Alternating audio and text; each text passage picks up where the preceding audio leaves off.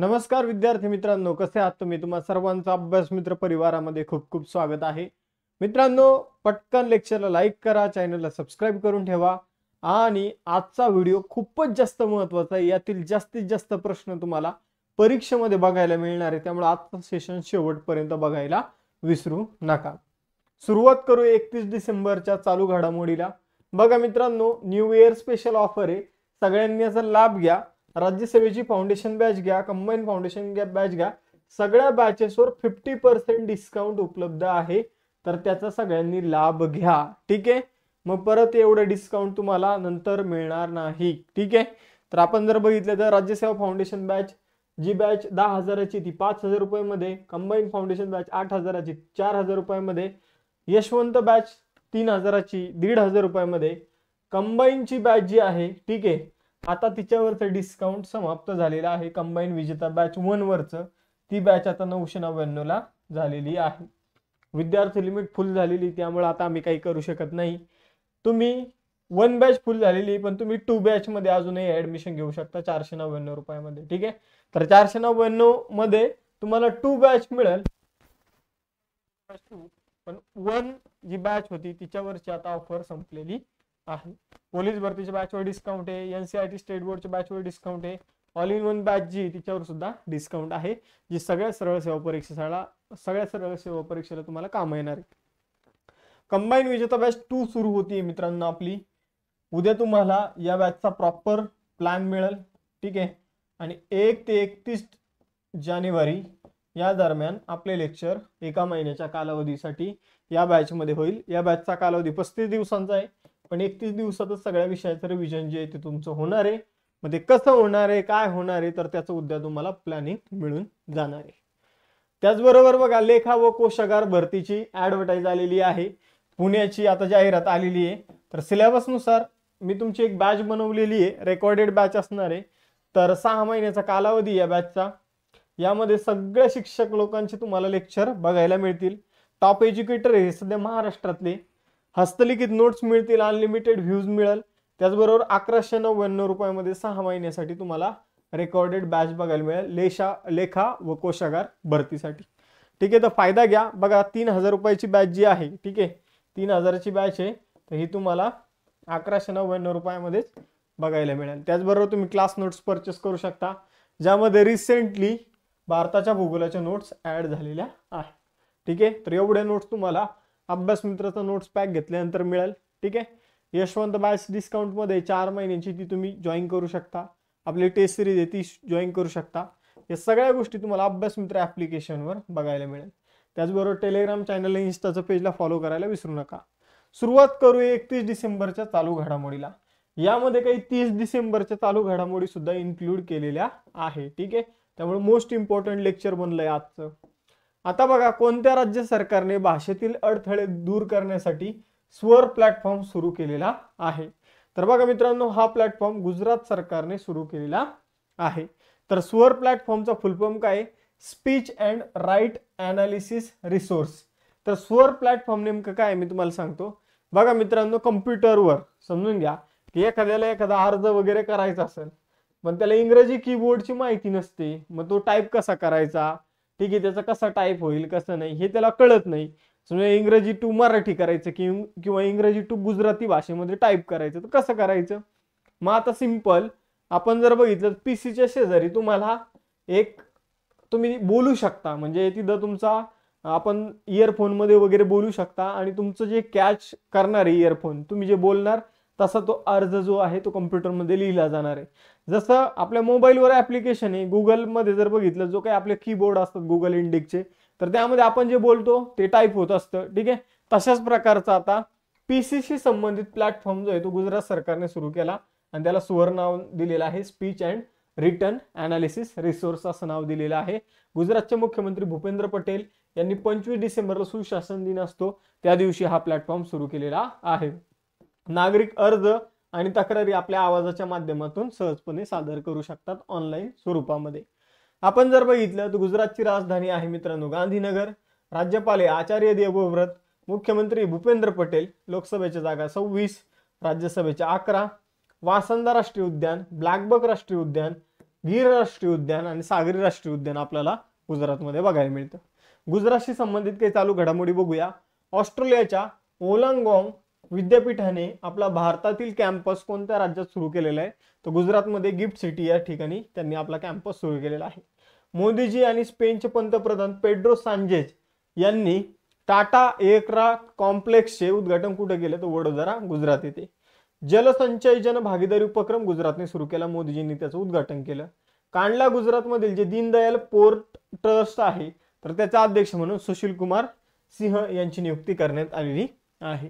त्यानंतर गुजरात स्थापना दिवस, महाराष्ट्र स्थापना दिवस एकाच दिवशी असतो, 1 मे. जगातील सगळ्यात मोठं अक्षय ऊर्जा उद्यान जे खेवडा, ठीक आहे, तर ते कुठे सुरू करण्यात आलं? तर गुजरातमध्ये अदानी ग्रीन एनर्जीच्या माध्यमातून. त्यानंतर एडा नावाची कंपनी, IREDA, या एडा कंपनीने आपली उपकंपनी कुठे स्थापन केली? गिफ्ट सिटी गुजरातमध्ये. त्यानंतर गुजरातमध्ये 5200 वर्ष जुनी हडप्पाची वस्ती कुठे सापडली? तर कच्छ येथे. कमला बेनिवाल या गुजरातच्या राज्यपाल होत्या, माजी त्यांचं अलीकडे निधन झालेलं आहे. आणि भारतात स्वच्छ ऊर्जा अंगीकरण्यामध्ये कर्नाटक आणि गुजरात राज्य आघाडीवर आहे. यानंतर पुढे जाऊया. दुसरा क्वेश्चन, भारत आणि कोणत्या देशादरम्यान सूर्यकिरण हा संयुक्त लष्करी सरावाचं आयोजन जे आहे ते करण्यात आलं?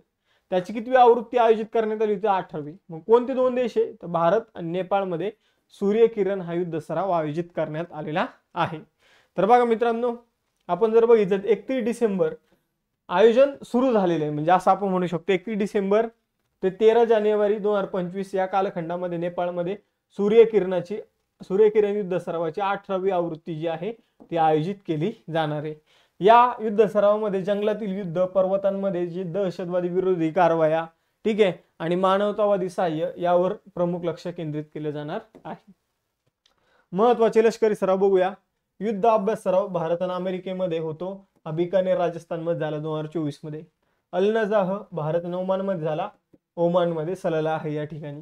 मैत्री युद्ध सराव भारत आणि थायलंडमध्ये झाला, ताक प्रांत थायलंड येथे. डस्ट लीग भारत आणि उझबेकिस्तानमध्ये झाला, तेमर्ज उझबेकिस्तानमध्ये. टायगर ट्रायम्फ भारत आणि अमेरिकेमध्ये झाला, भारताच्या पूर्व समुद्र किनाऱ्यावर. संयुक्त लष्करी सराव धर्मा गार्डियन जो आहे, ठीक आहे, तर तो भारत आणि जपानमध्ये झाला, राजस्थान या ठिकाणी.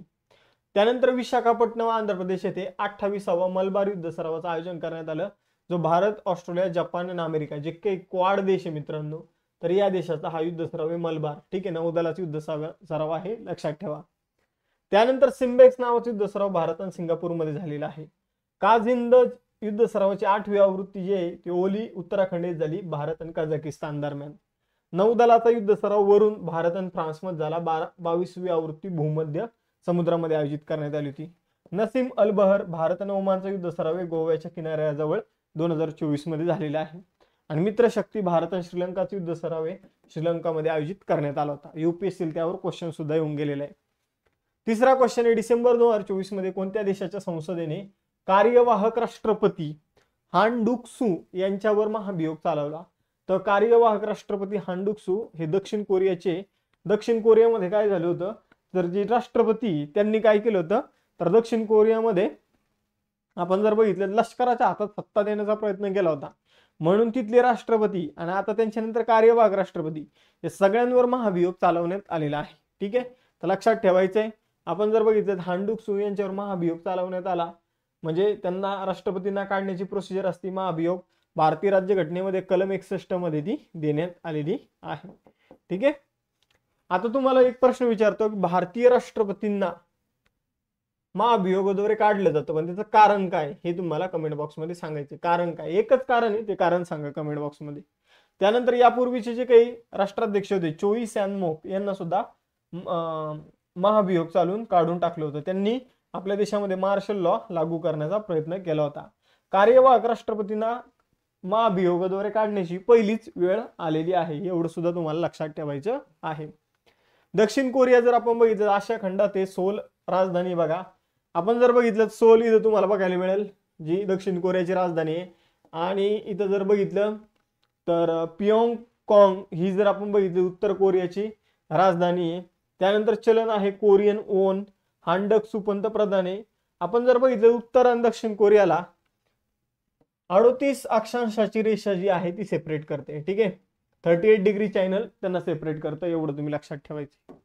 यानंतर पुढे जाऊया. चौथा क्वेश्चन. डिसेंबर 2024 मध्ये भारतीय रेल्वेने कोणत्या राज्यात किंवा केंद्रशासित प्रदेशामध्ये भारतातील पहिल्या केबल स्टे रेल्वे ब्रिज अंजी खड ब्रिज ची चाचणी पूर्ण केली?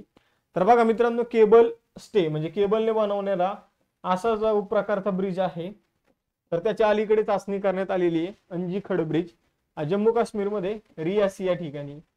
आता रियासी या ठिकाणी लिथियमचा साठा सापडला होता 5.9 दशलक्ष टनचा. तर हे सुद्धा लक्षात ठेवा. आपण जर बघितलं याची उंची किती आहे, 331 मीटर आहे. याच्यापेक्षा जास्त एक उंच पूल आहे, त्याचं नाव सांगतो मी तुम्हाला, तो म्हणजे चिनाब नदीवर बांधण्यात आलेला केबल स्टे ब्रिज. त्यानंतरचा आपण जर बघितलं तर हा जो अंजी खड ब्रिज आहे हा दुसऱ्या क्रमांकाचा सगळ्यात उंच ब्रिज आहे. आपण जर बघितलं तर चिनाब नदीवर जो पूल बांधण्यात आला त्याची हाईट 359 मीटर आहे आणि अंजी खड ब्रिजची हाईट 331 मीटर आहे. तर हा एक तुम्हाला मेन पॉइंट लक्षात ठेवायचा आहे, ठीक आहे. अंजी नदीवर बांधण्यात आलेला हा आहे ब्रिज, लक्षात ठेवा. यानंतर पुढे जाऊया. बघा, डिसेंबर 2024 मध्ये national accreditation board for testing and calibration लॅबोरेटरीचे नवीन अध्यक्ष म्हणून कुणाची नियुक्ती करण्यात आली? तर डॉक्टर संदीप शाह जर आपण बघितलं तर NABL चे नवीन अध्यक्ष बनले. त्यांनी जर बघितलं तर प्राध्यापक सुब्बाना अय्यप्पन यांची जागा घेतलेली आहे. आपण जर बघितलं तिथं राष्ट्रीय परीक्षण और अंश संशोधन प्रयोगशाळा प्रत्यायन बोर्ड चे ते नवीन अध्यक्ष बनलेले आहेत डॉक्टर संदीप शाह. जे आपण हे बोर्ड जर बघितलं कुठे आहे, गुरुग्राम हरियाणा इथे आहे, ठीक आहे.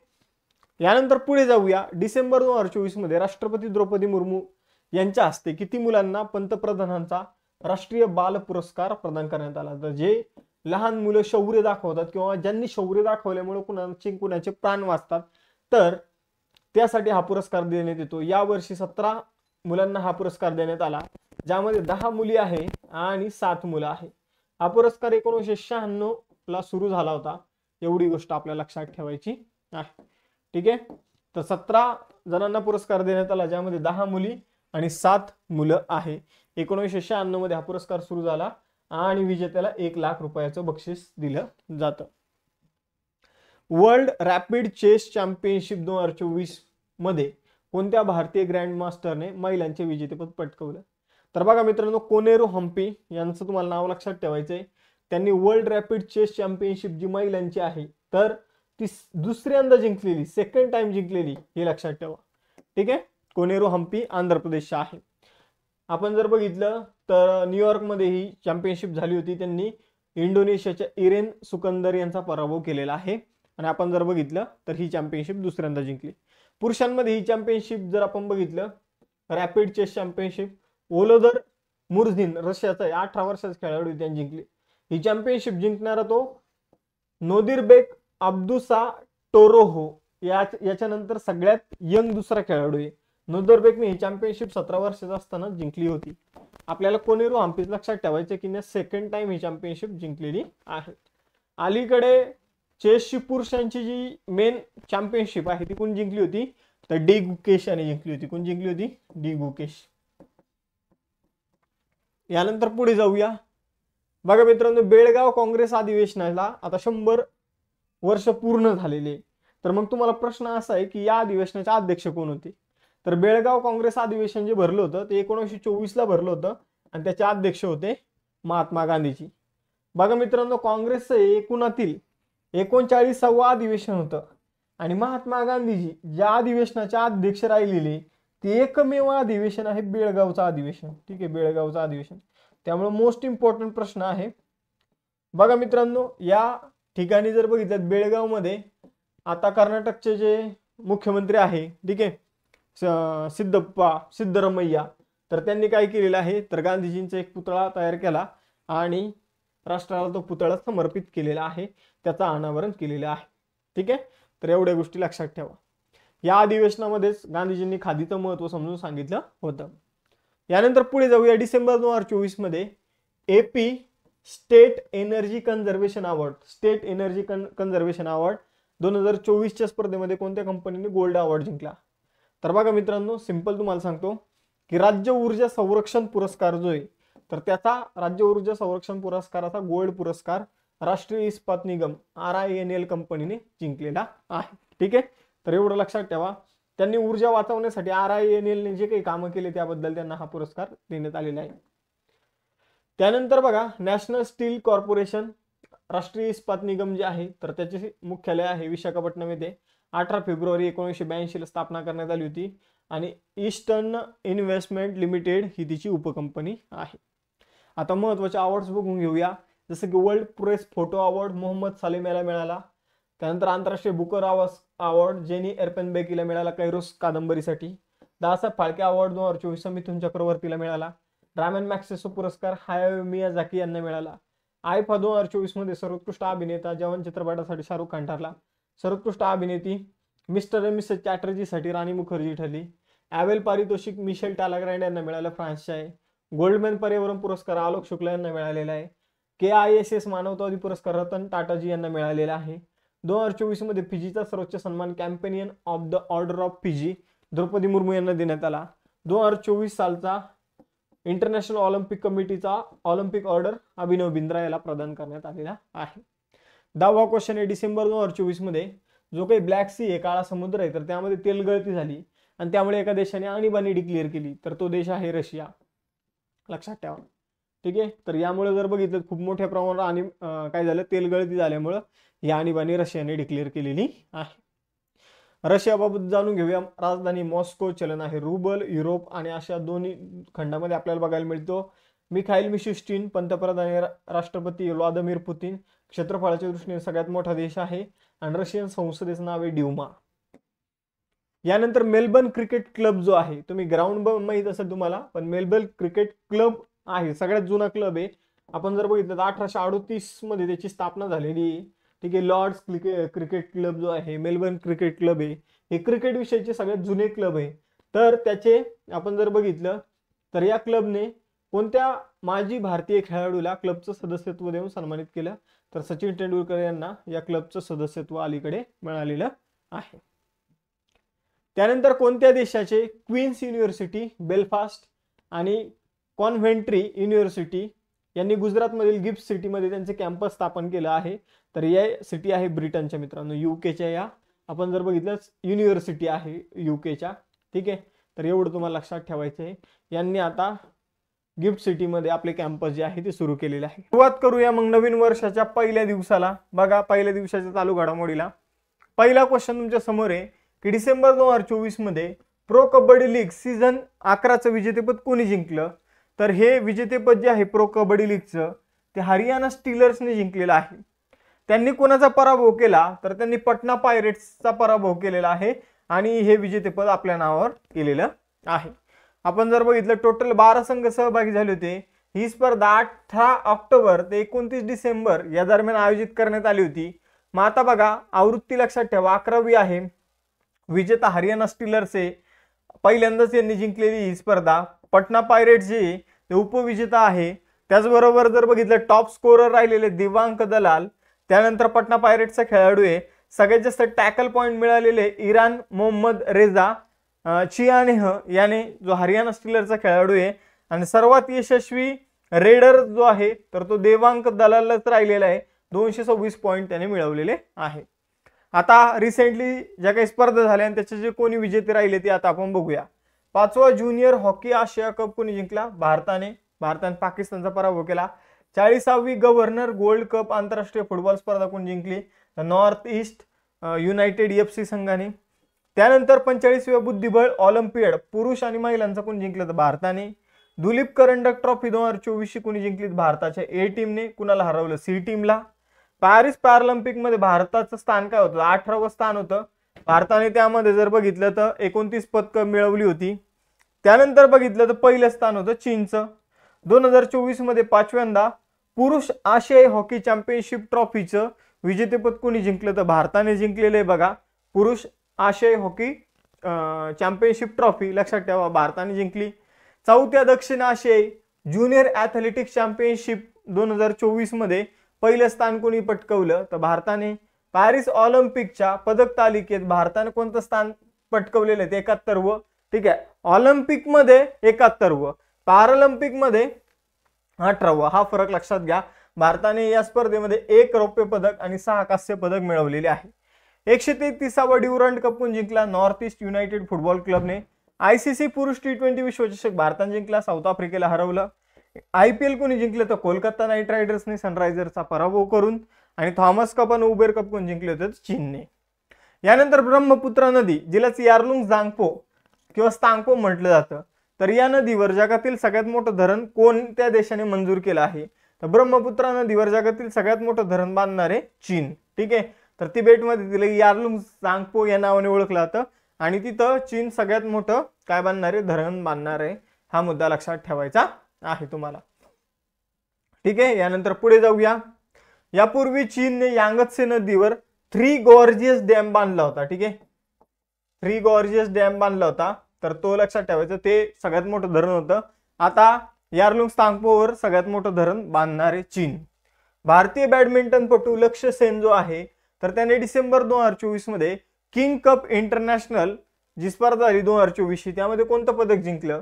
तर लक्ष्य सेनने जो काही किंग कप इंटरनॅशनल झालेला आहे, तर त्यामध्ये कांस्य पदक जिंकलेलं आहे. तुम्हाला लक्षात ठेवायचं आहे मित्रांनो.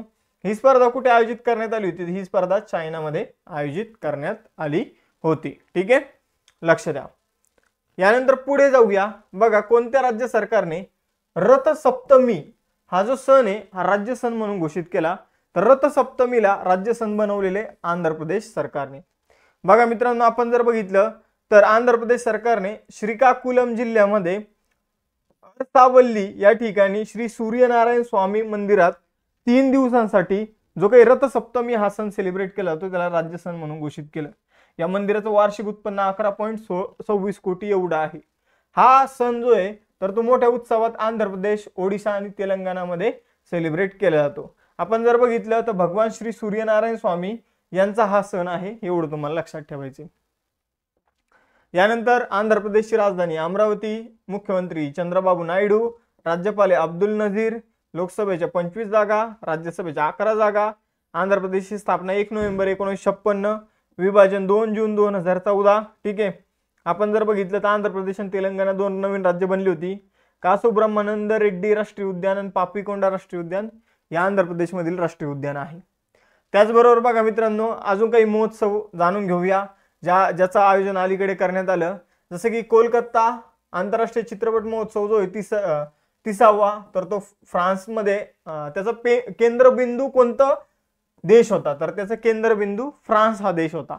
म्हणजे फ्रान्सला कोलकाता आंतरराष्ट्रीय चित्रपट महोत्सवाच्या वेळी याचं प्रमुख पाहुणे म्हणून बोलावण्यात आलं होतं. फोकस कंट्री म्हटलं जातं त्याला अजून एका वेगळ्या भाषेत. भारतातील सर्वात मोठा विज्ञान महोत्सव IIT गुवाहाटी आसाम येथे सेलिब्रेट करण्यात आलेला आहे. 2024चा 55वा आंतरराष्ट्रीय चित्रपट महोत्सवाचं आयोजन गोव्यामध्ये झालेलं आहे. आंतरराष्ट्रीय गीता महोत्सव कुरुक्षेत्र या ठिकाणी सेलिब्रेट करण्यात येतो. त्यानंतर आंतरराष्ट्रीय कलर फेस्टिवल जो आहे तर त्याचे ब्रँड अँबॅसिडर पंकज त्रिपाठी आहे, हे तुम्ही लक्षात ठेवा. हॉर्निबल महोत्सवाच्या 25व्या आवृत्तीची भागीदार देश म्हणून कोणत्या देशाची घोषणा करण्यात आली? तर जपानची. यानंतर पुढे जाऊया. बघा, पंतप्रधान नरेंद्र मोदी यांनी पहिल्या बोडोलँड महोत्सवाचं उद्घाटन कुठे केलं? तर नवी दिल्ली या ठिकाणी. इंडियन मिलिटरी हेरिटेज फेस्टिवल कुठे आयोजित करण्यात आला? नवी दिल्ली येथे. हेमिस फेस्टिवल कुठे आयोजित करण्यात आला? लडाखमध्ये. खीर भवानी मंदिर महोत्सव गांदरबल जिल्हा काश्मीरमध्ये आयोजित करण्यात आला. आणि 34वा सेंग खिहलंग उत्सव जो आहे तर तो मेघालयमध्ये वहिया जेर या ठिकाणी सेलिब्रेट करण्यात आलेले आहेत. हे काही महत्त्वाचे उत्सव जे आहे तर ते तुम्हाला लक्षात ठेवायचे. त्यानंतर 5वा क्वेश्चन आहे 2025 मध्ये third I Asian film festival चे 21व्या आवृत्तीचं आयोजन कुठे केले जाणार आहे? तर बघा मित्रांनो, 2025 मध्ये थर्ड आय एशियन फिल्म फेस्टिवलची 21वी आवृत्ती जी आहे ती महाराष्ट्रात आयोजित केली जात आहे. मुंबई आणि ठाणे या 2 ठिकाणी. तर हे लक्षात ठेवा. बघा, आपण जर बघितलं तर ठाणेमध्ये जे काही मूव्ही मॅक्स सिनेमागृह आहे यामध्ये या फेस्टिवल दरम्यान 61 चित्रपट जे आहे तर ते दाखवले जाणार आहे. ही आपण जर बघितलं तर 21वी आवृत्तीची थर्ड आय एशियन फिल्म फेस्टिवलची ती 10 ते 16 जानेवारी दरम्यान मुंबई आणि ठाणे या ठिकाणी आयोजित केली जाणार आहे. महाराष्ट्राविषयी जाणून घेऊया. आता महाराष्ट्राशी संबंधित प्रश्न होता. तर राज्यसभेची 19 जागा, लोकसभेच्या 48 जागा, महाराष्ट्राची राजधानी मुंबई आहे, CP राधाकृष्णन राज्यपाल आहे, देवेंद्र फडणवीस मुख्यमंत्री आहेत, उपमुख्यमंत्री एकनाथ शिंदे आणि अजित पवार आहे. 6वा क्वेश्चन आहे, डिसेंबर 2024 मध्ये नवी दिल्ली येथे झालेल्या प्रगती बैठकीच्या 45व्या आवृत्तीचा अध्यक्ष कोण होतं? बघा मित्रांनो, प्रगती बैठकीच्या 45व्या आवृत्तीचे अध्यक्ष होते नरेंद्र मोदी. आता प्रगती बैठक काय आहे तर फुल फॉर्म वरून तुम्हाला सगळं समजून जाईल. प्रगती म्हणजे proactive governance and timely implementation, ठीक आहे, असा प्रगतीचा फुल फॉर्म आहे. म्हणजे गव्हर्नमेंट कसं असलं पाहिजे तर प्रोएक्टिव्ह असलं पाहिजे गव्हर्नन्स, ठीक आहे, आणि प्रत्येक गोष्टीचं इम्प्लिमेंटेशन टाइमली झालं पाहिजे. तर त्यासाठी जी परिषद आयोजित करण्यात येते त्याला प्रगती म्हटलं जातं. तिच्या 45वी आवृत्ती जी त्याचं अध्यक्षपद नरेंद्र मोदी यांनी भूषवलेलं आहे. 7वा क्वेश्चन आहे, डिसेंबर 2024 मध्ये उत्तर प्रदेश सरकारने कोणत्या शहरात अटल युवा महाकुंभचे उद्घाटन केलं? तर बघा मित्रांनो, राजनाथ सिंह यांनी अटल युवा महाकुंभ याचं उद्घाटन जे आहे उत्तर प्रदेश सरकारने आणि राजनाथ सिंह या दोघांनी मिळून लखनौ या ठिकाणी केलेलं आहे. ठीक आहे, अटल युवा महाकुंभ याचं उद्घाटन कुठे झालं? लखनौ येथे. कोण कोण उपस्थित होतं? मुख्यमंत्री योगी आदित्यनाथ आणि संरक्षण मंत्री राजनाथ सिंह. तर एवढं आपल्याला माहित असलं पाहिजे, बाकी जास्त काही माहित नसेल तरी पण चालेल. आता बघा, हा जो काही अटल युवा महाकुंभ आहे तर यामध्ये जे काही गुणवंत विद्यार्थी त्यांचा सत्कार वगैरे करण्यात आला, त्यांना पारितोषिक देण्यात आलेली आहे. उत्तर प्रदेशची राजधानी लखनौ, मुख्यमंत्री योगी आदित्यनाथ, आनंदीबेन पटेल राज्यपाल. सगळ्यात जास्त लोकसभेच्या जागा उत्तर प्रदेशमध्ये 80, राज्यसभेच्या 31 जागा आहे. उत्तर प्रदेशमध्ये काही राष्ट्रीय उद्यान आहे बघा, दुधवा राष्ट्रीय उद्यान, चंबळ अभयारण्य आहे, ठीक आहे, काय मी सगळं सांगतोय, मिक्स सांगतोय, राष्ट्रीय उद्यान, अभयारण्य, व्याघ्र प्रकल्प, पिलीभीत व्याघ्र प्रकल्प उत्तर प्रदेशमध्ये, अमनगड व्याघ्र प्रकल्प उत्तर प्रदेशमध्ये, चंद्रप्रभा वन्यजीव अभयारण्य उत्तर प्रदेशमध्ये, तर किशनपूर वन्यजीव अभयारण्य उत्तर प्रदेशमध्ये आहे. त्यानंतर बघा, डिसेंबर 2024 मध्ये आंध्र प्रदेशचे नवीन मुख्य सचिव म्हणून कुणाची नियुक्ती करण्यात आली? तर के विजयानंद हेच उत्तर आहे. ठीक आहे, एवढंच लक्षात ठेवायचं, बाकी जास्त काही लक्षात ठेवायचं नाही. त्यानंतर डिसेंबर 2024 मध्ये 150 डेस्टिनेशन जोडणारं देशातील पहिलं विमानतळ कोणतं बनलं आहे? तर बघा मित्रांनो, एकाच विमानतळावरून आपल्याला आता 150 वेगवेगळ्या ठिकाणी जाता येणार आहे, देशांतर्गत आणि देशाच्या बाहेरच्या ठिकाणं. तर असं पहिलं विमानतळ बनलेलं आहे इंदिरा गांधी आंतरराष्ट्रीय विमानतळ. जे दिल्लीचं विमानतळ मित्रांनो, ते एकाच विमानतळावरून आपल्याला देशांतर्गत आणि विदेशात 150 ठिकाणी जाता येणार आहे. म्हणजे या विमानतळावरून दररोज 150 वेगवेगळ्या ठिकाणी विमानं उडत असतात किंवा वेगळ्या ठिकाणावर विमानं येत असतात. तर एवढं तुम्हाला लक्षात ठेवायचंय. डिसेंबर 2024 मध्ये Jetson Orin nano super generative AI super कम्प्युटरचं अनावरण कोणी केलं? तर आयोगाला सुपर कम्प्युटर प्रश्न आवडतो, मग सुपर कम्प्युटरचं नाव आहे बघा एवढं मोठं, ठीक आहे, लक्षात ठेवायचंय. Jetson Orin nano super generative AI super computer कोणी बनवला? तर NVIDIA नावाची कंपनी आहे जी कम्प्युटरसाठी ग्राफिक्स बनवते, तर त्यांनी हा सुपर कम्प्युटर बनवलेला आहे. याची किंमत पहिले जास्त होती, $500 एवढी त्याची किंमत होती. आता आपण जर बघितलं तर या सुपर कम्प्युटरची किंमत जी ती $250 एवढी असणार आहे. ठीक आहे.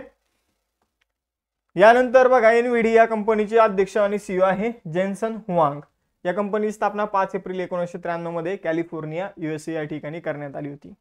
त्यानंतर मोस्ट इम्पॉर्टंट क्वेश्चन, डिसेंबर 2024 मध्ये पुरातत्व शास्त्रज्ञांनी हडप्पाच्या कोणत्या ठिकाणी 5000 वर्ष जुनी जल व्यवस्थापन प्रणाली शोधली? तर 5000 वर्ष जुनी जल व्यवस्थापन प्रणाली जी आहे मित्रांनो, तर ती राखीगडी या ठिकाणी शोधण्यात आलेली आहे. राखीगडी कुठे आहे? हरियाणामध्ये एक प्राचीन पुरातन स्थळ आहे, हडप्पा संस्कृती स्थळ आहे, 5000 वर्ष जुनं स्थळ आहे, जिथं आपण जर बघितलं पाणी साठवण्यासाठी जे काही सोय ती आपल्याला सापडलेली. ते लोक कसे पाणी साठवायचे? सुमारे ही आपण जर बघितलं तर टाकी म्हणता येईल, 3.5 ते 4 फूट खोल ढिगाऱ्याच्या खाली ही पाणी साठवण्याची जी टाकी आहे ती सापडलेली आहे आणि एक प्रगत टाकी होती. ठीक आहे, त्या काळाच्या मानाने आपण जर बघितलं तर राखीगडी हे एक हडप्पाचं स्थळ आहे.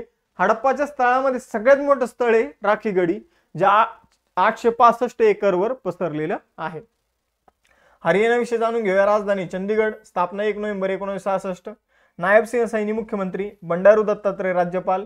आणि आपण जर बघितलं तर हरियाणाचं असं स्पेशल कोणतं उच्च न्यायालय नाही, चंदीगड उच्च न्यायालय जे आहे ते हरियाणा आणि पंजाबमध्ये कॉमन आहे. यानंतर पुढे जाऊया. 12वा क्वेश्चन, क्वांटम टेक्नॉलॉजीमध्ये भारतातील पहिलं अंडर ग्रॅज्युएट मायनर प्रोग्राम कोणी सुरू केला? तर हा जो प्रोग्राम आहे मित्रांनो, आपण जर बघितलं तर all India council for technical education आणि नॅशनल क्वांटम मिशन या दोघांनी मिळून हा प्रोग्राम जो आहे तो सुरू केलेला आहे. ठीक आहे, तर या बघायला मिळेल. सुरुवात करूया 2 जानेवारीच्या करंट अफेअर्सच्या लेक्चरला. तर बघा मित्रांनो, पहिला क्वेश्चन तुमच्या समोर हा आहे की डिसेंबर 2024 मध्ये केंद्रीय राखीव पोलीस दल म्हणजे सेंट्रल रिझर्व्ह पोलीस फोर्सचे नवीन महासंचालक कोण बनलं. तर बघा मित्रांनो, केंद्रीय राखीव पोलीस दलचे नवीन महासंचालक बनले वितुल कुमार. ठीक आहे, नाव लक्षात ठेवायचे. आपण जर बघितलं वितुल कुमार जर बघितलं ते एक IPS अधिकारी आहे. गृह मंत्रालयाने त्यांची नेमणूक CRPFचे अध्यक्ष म्हणून केलेली आहे. त्यांनी कोणाची जागा घेतली असं आपल्याला विचारलं जाईल. तर अनिश दयाल सिंह यांची जागा आता वितुल कुमार यांनी घेतलेली आहे. ठीक आहे, तर अनिश दयाल सिंह यांच्या जागी वितुल कुमार यांची नियुक्ती करण्यात आलेली आहे. यानंतर CRPFची स्थापना 27 जुलै 1939 मध्ये करण्यात आली होती. नवी दिल्लीमध्ये मुख्यालय आहे. बोधवाक्य आहे सेवा आणि निष्ठा. यानंतर आता महत्वाच्या जे काही सैन्य दल आहे किंवा गव्हर्नमेंट ऑर्गनायझेशन आहे तर त्याचे आपण अध्यक्ष बघून घेऊया जे रिसेंटली नियुक्त झालेले. तर अशोक कुमार सिंह हे आपण जर बघितले कर्मचारी राज्य विमा महामंडळाचे महासंचालक आहे. विकास लखेडा हे आसाम रायफलचे महासंचालक आहे. प्रदीप सिंग खरोला हे नॅशनल टेस्टिंग एजन्सीचे नवीन महासंचालक आहे. साधना सक्सेना नायर या भारतीय सशस्त्र दलाच्या वैद्यकीय सेवेच्या पहिल्या महिला महासंचालक आहे. डॉक्टर इमॅन्युअल सुबेरॉन हे वर्ल्ड ऑर्गनायझेशन फॉर ॲनिमल हेल्थचे महासंचालक आहे. मेघालयच्या पहिल्या महिला पोलीस महासंचालक इदशिशा नोगरांग या आहे. मिलिटरी ऑपरेशनचे महासंचालक हे मनोज कुमार कटियार. त्यानंतर राजविंदर सिंग भाटी हे केंद्रीय औद्योगिक सुरक्षा दलाचे महासंचालक आहे. NSG चे नवीन महासंचालक हे B श्रीनिवासन. सीमा सुरक्षा दलाचे महासंचालक हे दलजीत सिंग चौधरी. अमृत मोहन प्रसाद हे SSB म्हणजे सशस्त्र सीमा बलचे महासंचालक आहे. अनुराग गर्ग NCB म्हणजे नार्कोटिक्स कंट्रोल ब्युरोचे महासंचालक आहे. इंडो तिबेटियन बॉर्डर पोलीस फोर्सचे अतिरिक्त महासंचालक हे संजीव रैना आणि प्रेस इन्फॉर्मेशन ब्युरोचे PIB चे अध्यक्ष आहे शेफाली शरण. ठीक आहे, तर हे रिसेंट नियुक्त करण्यात आलेले महासंचालक आपण इथं बघितलेले आहे. यानंतर पुढे जाऊया मित्रांनो. दुसरा क्वेश्चन आहे कोणता देश world audio visual and entertainment summit जी आहे जिला शॉर्टकट मध्ये वेव म्हटलं जातं तर तिचं आयोजन करणार आहे. तर बघा मित्रांनो, भारत जो आहे तर तो world audio visual and entertainment summit जी आहे तर तिचं म्हणजेच वेवचं आयोजन यावर्षी 2025 मध्ये भारत करणार आहे. तर हे तुम्हाला लक्षात ठेवायचं आहे. भारत या परिषदेचं आयोजन फेब्रुवारी 2025 मध्ये करणार आहे. ठीक आहे, या परिषदेमध्ये ॲनिमेशन, गेमिंग, मनोरंजन, तंत्रज्ञान, सिनेमा याविषयीची भारताची प्रगती दाखवली जाणार आहे. ठीक आहे, यानंतर पुढे जाऊया. आता रिसेंटली ज्या काही समिट झालेले आहे तर ते आपण बघून घेऊया. ग्लोबल कोऑपरेटिव्ह समिट 2024 मध्ये कुठे झाली तर भारतात. पहिली आशियाई बौद्ध शिखर परिषद कुठे झाली तर भारतात. त्यानंतर एशिया क्लीन एनर्जी समिट कुठे झाली सिंगापूर. क्वाड समिट 2024 कुठे झाली तर USA. G7 शिखर परिषद कुठे झाली इटलीमध्ये 50वी. लक्षात ठेवा. शांघाय कोऑपरेशन ऑर्गनायझेशनची शिखर परिषद कुठे झाली तर आस्ताना. किती होती तर 24वी होती. नाटोची जी काही शिखर समिट आहे तर ती वॉशिंग्टन DC या ठिकाणी झाली USA मध्ये. 16वी जागतिक भविष्य ऊर्जा परिषद अबुधाबी UAE मध्ये झाली. पहिली आण्विक ऊर्जा शिखर परिषद ब्रुसेल्स बेल्जियम मध्ये झाली. 16वी ब्रिक्स जी ती कझान रशियामध्ये झाली. कझाकिस्तान नाही, कझान. ठीक आहे, जे रशियामध्ये आहे. G7 शिखर परिषद 2025 जी आहे तर ती कुठे होणार आहे तर कॅनडामध्ये होणार आहे. 29वी संयुक्त राष्ट्र हवामान बदल परिषद म्हणजे COP29 तर बाकू अझरबैजान या ठिकाणी झालेली आहे. तर ब्रिक्स लक्षात ठेवा. त्यानंतर आपण जर बघितलं तर COP29 लक्षात ठेवा. त्याचबरोबर क्वाड तुम्हाला लक्षात ठेवायची आहे आणि G7 समिट लक्षात ठेवायची आहे आणि शांघाय कॉर्पोरेशन ऑर्गनायझेशन. तर एवढ्या समिट आपल्याला लक्षात ठेवायच्या आहे ज्यावर प्रश्न तुम्हाला विचारला जाईल. त्यानंतर भारतीय निवडणूक आयोगाने जारी केलेल्या आकडेवारीनुसार 2024च्या लोकसभेच्या निवडणुकीत कोणत्या राज्य किंवा केंद्रशासित प्रदेशात महिलांची टक्केवारी सर्वाधिक होती. तर आपण जर बघितलं तर महिलांची टक्केवारी मतदानाच्या बाबतीत सगळ्यात जास्त होती पदुचेरीमध्ये. आपण जर बघितलं पदुचेरीमध्ये सगळ्यात जास्त महिलांची मतदानाची टक्केवारी होती ती होती 53.03%. ठीक आहे, तर भारतातले जे काही 28 राज्य आहे आणि 8 केंद्रशासित प्रदेश आहे त्यामध्ये सगळ्यात जास्त महिलांची मतदानाची टक्केवारी आपल्याला पुदुचेरीमध्ये बघायला मिळते. यानंतर डिसेंबर 2024 मध्ये मोटारसायकल ड्रॅग रेसिंग मध्ये 15वे राष्ट्रीय किताब कोणी जिंकला? तर बघा मित्रांनो, मोटरसायकल विषयी एक स्पर्धा आहे ड्रॅग रेसिंग, ठीक आहे, आणि त्याविषयीचा 15वा राष्ट्रीय किताब जो आहे तो हेमंत मुडप्पा यांनी जिंकलेला आहे. ठीक आहे, तर एवढंच लक्षात ठेवायचंय. यानंतर पुढे जाऊया. अलीकडे बऱ्याचशा, आता जर बघितलं तर रिसेंटली 3 घटना अशा घडल्या ज्यामध्ये विमान दुर्घटना घडलेल्या आहे. मग आता त्याविषयीच प्रश्न आहे. डिसेंबर 2024 मध्ये म्हणजे खास करून 29 डिसेंबर रोजी कोणत्या देशात विमान अपघातामध्ये 176 लोकांचा मृत्यू झाला? तर बघा मित्रांनो, दक्षिण कोरियामध्ये 176 लोकांचा विमान अपघातामध्ये मृत्यू झाला.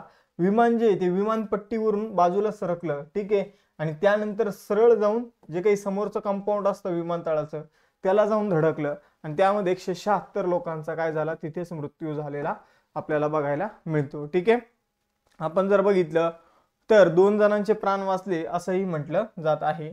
ठीक आहे, तर 176 लोकांचा मृत्यू झाला. कुठं आकडेवारी 179 सुद्धा आहे. ठीक आहे, तर एवढं लक्षात ठेवायचंय. यानंतर आता दक्षिण कोरियाविषयी जाणून घेऊया.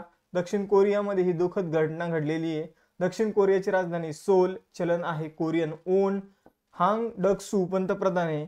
त्यानंतर बुसान जे पोर्ट आहे ते कुठे, दक्षिण कोरियाचं पोर्ट आहे. ठीक आहे, त्यानंतर जर बघितलं तर सकाळच्या शांततेचा देश म्हणून कुणाला ओळखलं जातं, तर दक्षिण कोरियाला.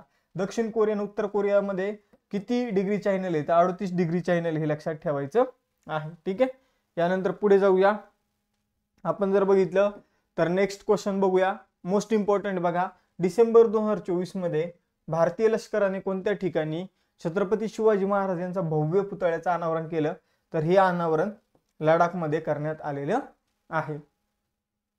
एकच मिनिट, ठीक आहे, सॉरी. बघा आता इथं तर लडाखमध्ये हे अनावरण करण्यात आलं. आपण जर बघितलं तर लडाखमधील पँगोक्स्तो सरोवराच्या काठावर 14,300 फूट उंचीवर हे अनावरण जे आहे ते करण्यात आलेलं आहे. आपण जर बघितलं लष्कराची फायर अँड फ्युरी कॉर्प्स जे, तर त्यांनी हा पुतळा स्थापित केलेला आहे. तर लक्षात ठेवा, भारतीय लष्कराच्या फायर अँड फ्युरी कॉर्प्स या तुकडीने काय केलेलं आहे, तर छत्रपती शिवाजी महाराजांचा भव्य पुतळा लडाखमध्ये कोणत्या सरोवराच्या तिथं, तर पँगोक्स्तो सरोवराच्या तिथं स्थापित केलेला आहे. ठीक आहे, तर एवढं आपल्याला लक्षात ठेवायचंय. लडाखची राजधानी आहे लेह आणि कारगिल. अलीकडे लडाखमध्ये नवीन 5 जिल्हे सुद्धा निर्माण करण्यात आले होते. लडाखचे नायब राज्यपाल बी.डी. मिश्रा. त्यानंतर डीबीएस बँक इंडियाचे नवीन सीईओ म्हणून कुणाची नियुक्ती करण्यात आली? तर याचं उत्तर आहे रजत वर्मा. ठीक आहे, रजत वर्मा जे ते डीबीएस बँकेचे नवीन सीईओ बनलेले. या बँकेची स्थापना 16 जुलै 1968 मध्ये करण्यात आली होती. मुख्यालय सिंगापूरमध्ये. ठीक आहे, रजत वर्मा हे भारतामधील त्यांचे सीईओ म्हणून त्यांची नियुक्ती करण्यात आलेली आहे. एवढं तुम्हाला लक्षात ठेवायचं. यानंतर पुढे जाऊया. कोणत्या देशाच्या बाल्कन ब्लूजला युनेस्कोने डिसेंबर 2024 मध्ये मान्यता दिली? तर बघा मित्रांनो, बाल्कन ब्लूज जे आहे तर हे काय आहे, हे एक प्रकारचं गाणं आहे. ठीक आहे, जसं प्रेरणा देणारं गाणं आहे. ठीक आहे, तर आपण जर बघितलं तर आपल्याला जेव्हा पारतंत्र्यात होतो आपण, तर आपल्यासाठी वंदे मातरम हे आपल्याला प्रेरणा द्यायचं हे गाणं. तसंच बाल्कन ब्लूज नावाचं गाणं आहे बोस्नियाचं. ठीक आहे, तर ते पारतंत्र्यात असताना त्या गाण्याचं महत्व खूप जास्त होतं आणि या गाण्याला आता युनेस्कोच्या अमूर्त सांस्कृतिक वारसा स्थळांच्या यादीमध्ये स्थान देण्यात आलेलं आहे. ठीक आहे, तर युनेस्को विषयी जाणून घेऊया. बघा मित्रांनो, युनेस्कोची स्थापना 16 नोव्हेंबर 1945 मध्ये करण्यात आली. पॅरिस फ्रान्समध्ये मुख्यालय आहे. महासंचालक आहे अँद्रो ॲगोलम. आणि त्यानंतर युनेस्कोचे सदस्य देश 195 आणि 8 सहयोगी सदस्य सुद्धा आहे. यानंतर डिसेंबर 2024 मध्ये जगातील जे काही 7 खंड, या 7 खंडाचे सर्वोच्च 7 शिखर जी आहे ती सर करणारी पहिली महिला कोण बनली आहे? सर्वात तरुण महिला कोण बनली? तर ती बनली काम्या कार्तिकेयन. जसं की तुम्हाला माहित असेल की जगातील सर्वोच्च शिखर कोणतं? Mount Everest. पण ते आशिया खंडातील सर्वोच्च शिखर जगातील सुद्धा आहे. पण बाकीच्या खंडामध्ये सुद्धा अशी सर्वोच्च शिखर आहे. जसं की मी तुम्हाला सांगतो, आफ्रिकेतलं सगळ्यात उंच शिखर आहे माउंट किलिमंजारो. युरोपमध्ये माउंट एल्ब्रस. त्यानंतर ऑस्ट्रेलियामध्ये माउंट कोजिस्को. त्यानंतर दक्षिण अमेरिकेमध्ये माउंट ॲटनकांग्वा. त्यानंतर उत्तर अमेरिकेमध्ये माउंट डेनाली. त्यानंतर आशियामध्ये माउंट एव्हरेस्ट आणि अंटार्क्टिकामध्ये माउंट व्हिन्सन मॅसिफ. ठीक आहे, तर ही सर्वोच्च शिखरं आहे आणि ही शिखरं सर करणारी जगातील सगळ्यात तरुण महिला बनलेली आहे, तर ती म्हणजे काम्या कार्तिकेय. ठीक आहे, तर एवढं आपल्याला लक्षात ठेवायचे. 10वा क्वेश्चन, कोणत्या राज्य सरकारने 28 डिसेंबर 2024 रोजी काँग्रेस सरकारने जे 9 जिल्हे घोषित केले होते, 3 विभाग जे काही घोषित केले होते, तर ते रद्द करण्याचा निर्णय घेतलेला आहे? तर बघा मित्रांनो, राजस्थानमध्ये जेव्हा काँग्रेसचं सरकार होतं, गेहलोत सरकार, तेव्हा त्यांनी 17 नवीन जिल्हे निर्माण करण्याचा निर्णय घेतला होता. त्यापैकी बाकी जिल्हे तर तसेच ठेवा, पण 9 जिल्ह्यांना रद्द करा. ठीक आहे, त्यांना नवीन निर्मिती करण्याची गरज नाही, असं भाजपचे जे काही भजनलाल शर्मा तिथे मुख्यमंत्री राजस्थानमध्ये त्यांचं म्हणणं आहे. आणि त्यांनी ही या 9 जिल्ह्यांना नवीन निर्मिती पासून दूर ठेवलेले, वंचित ठेवलेले आहे. आणि 3 विभाग जे निर्माण केले होते ते सुद्धा आता काय करण्यात आले, रद्द करण्यात आले. आता सध्या राजस्थानमध्ये 41 जिल्हे आहे आणि 7 विभाग आपल्याला प्रादेशिक विभाग बघायला मिळतात. ठीक आहे, यानंतर राजस्थानची राजधानी जयपूर, भजनलाल शर्मा मुख्यमंत्री, हरिभाऊ बागडे राज्यपाल, 1 नोव्हेंबर 1956 ला स्थापना, लोकसभेच्या 25 जागा, तर राज्यसभेच्या 10 जागा आणि विधानसभेच्या 200 जागा राजस्थानमध्ये आहे. डिसेंबर 2024 मध्ये वरिष्ठ राष्ट्रीय पुरुष हँडबॉल चॅम्पियनशिप कोण जिंकली? तर केरळने जिंकली. केरळने कुणाला हरवलं? तर चंदीगडला हरवलेलं आहे. ब्रिटिश मीडिया द इंडिपेंडंट ने डिसेंबर 2024 मध्ये प्रसिद्ध केलेल्या 21व्या शतकातील 60 सर्वोत्कृष्ट अभिनेत्याच्या यादीत कोणत्या भारतीय अभिनेत्याचा समावेश करण्यात आला? तर इरफान खान यांचा समावेश करण्यात आला. 41व्या क्रमांकावर त्यांचा समावेश करण्यात आलेला आहे. ठीक आहे, द इंडिपेंडंट नावाचं जे काही वृत्तपत्र आहे इंग्लंडमधील, तर त्याने 21व्या शतकातील 60 सर्वोच्च अभिनेत्यामध्ये इरफान खान यांचा 41व्या क्रमांकावर समावेश केलेला आहे. इरफान खान यांचं सुरुवात करूया 4 जानेवारी रोजीच्या लेक्चरला मोस्ट इम्पॉर्टंट क्वेश्चनना. इथं जर बघितलं, जानेवारी 2025 मध्ये ॲसोचेम चे महासचिव म्हणून कोणाची नियुक्ती करण्यात आली? तर आता ॲसोचेम वगैरे काय, तर बघा त्याचं फुल फॉर्म मी तुम्हाला सांगतो. Indian chamber of commerce and industries ही एक संस्था आहे, भारतामधील व्यापाऱ्यांची सर्वात जुनी संस्था आहे. आणि या संस्थेचे महासचिव कोण बनले आहे? तर या संस्थेचे महासचिव बनलेले मनीष सिंघल. ठीक आहे, तर लक्षात ठेवा, ॲसोचेमचे नवीन महासचिव कोण बनलेले? मनीष सिंघल. मनीष सिंघल यांनी कोणाची जागा घेतली? तर दीपक सूद यांची त्यांनी जागा घेतलेली आहे. भारतातील सर्वात जुन्या व्यवसाय चेंबर्स पैकी म्हणजे बिझनेसशी रिलेटेड संस्थांपैकी ॲसोचेम ही एक संस्था आहे, जिची स्थापना 1920 मध्ये करण्यात आली होती. नवी दिल्लीमध्ये हिचं मुख्यालय आहे. यानंतर आता महत्वाच्या ज्या नियुक्त्या आहेत त्या बघून घेऊया. चला, भारताचे नवीन कॅग कोण बनलेले? तर के संजय मूर्ती. 51वे सरन्यायाधीश कोण बनले? तर संजीव खन्ना. त्यानंतर FICCI चे नवीन अध्यक्ष हर्षवर्धन अग्रवाल. इंडियन ऑइलचे नवीन अध्यक्ष अरविंदर सिंग साहनी. ब्रह्मोस एरोस्पेसचे नवीन अध्यक्ष doctor Jayateerth Raghavendra Joshi. Professional golf tour of इंडियाचे नवीन अध्यक्ष अमनदीप जोहल.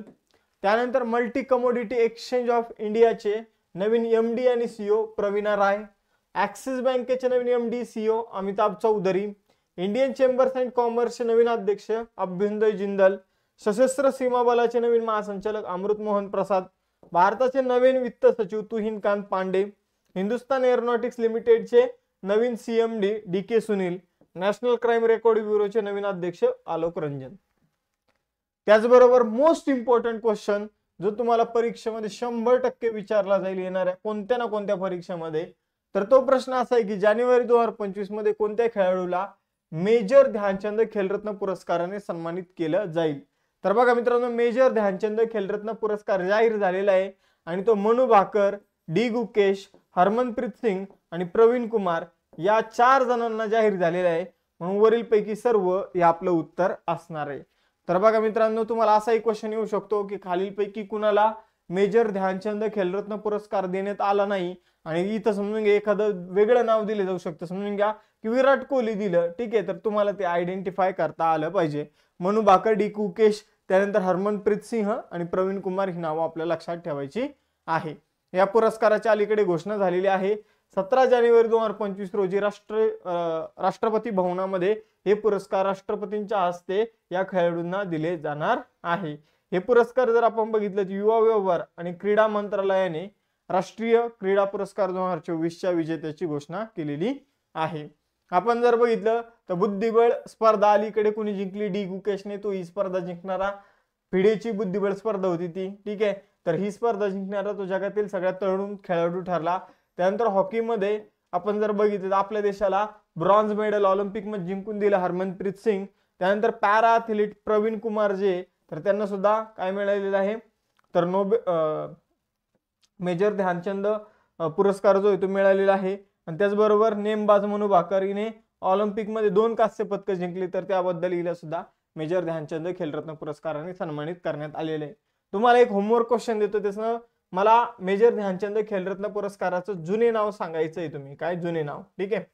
त्यानंतर तिसरा क्वेश्चन, जानेवारी 2025 मध्ये युनिक आयडेंटिफिकेशन ऑथॉरिटी ऑफ इंडियाचे नवीन सीईओ कोण बनले आहे? UIDAI चे नवीन अध्यक्ष कोण बनले? ठीक आहे. आपलं आधार कार्ड जे, तर आपण जर बघितलं या संस्थेने ते बनवलेलं आहे, युनिक आयडेंटिफिकेशन ऑथॉरिटी ऑफ इंडियाने. मग आपण जर बघितलं तर त्याचे नवीन सीईओ बनलेले आहे भुवनेश कुमार. कोण बनलेले? भुवनेश कुमार.